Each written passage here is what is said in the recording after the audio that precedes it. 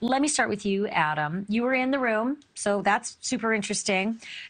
Look, he has been counted out so many times before, right? Like after January 6th in particular, and then he rises like a phoenix. So is there anything about this time that feels different?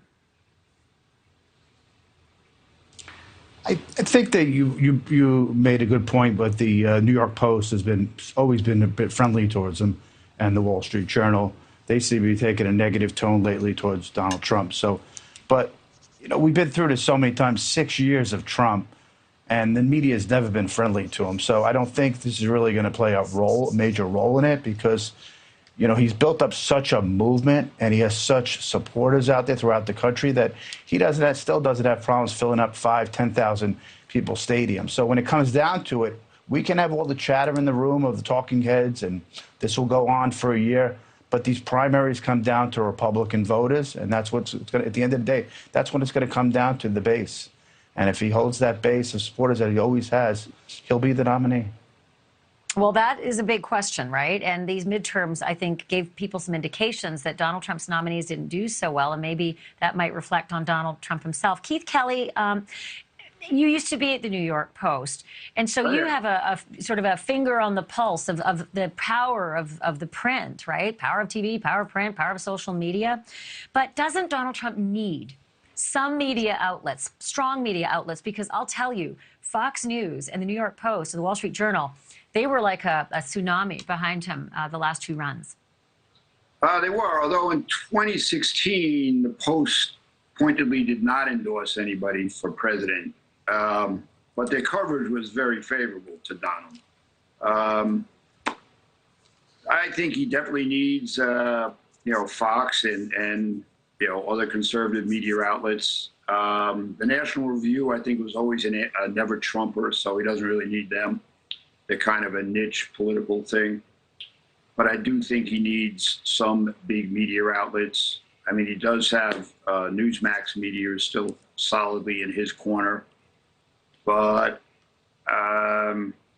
Fox, their commentators, while they seem to be ignoring him somewhat, they're not exactly bashing him. The Journal and the New York Post late last year, after the hearing, said he should never be president again.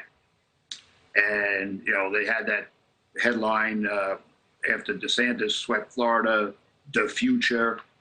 And then another one the next day, Trumpy, don't be. They were clearly not on his side. And right, it's obvious, right? It is honestly obvious, Keith, that Rupert Murdoch has made a big decision, and he has completely turned his attention likely towards Ron DeSantis, although that remains to be seen, except for the whole future business. Calvin, the other part of media now that can't be discounted, and it's even different since 2016, is social media, the power of social media, digital media.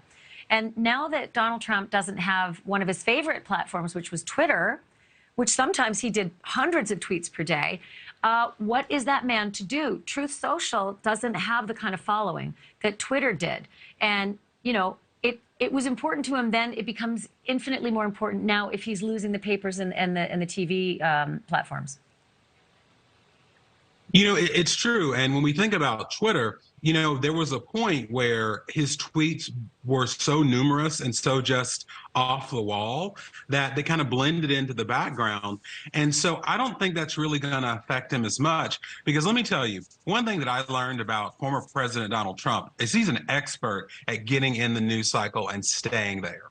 And I think that he will find a way to do it.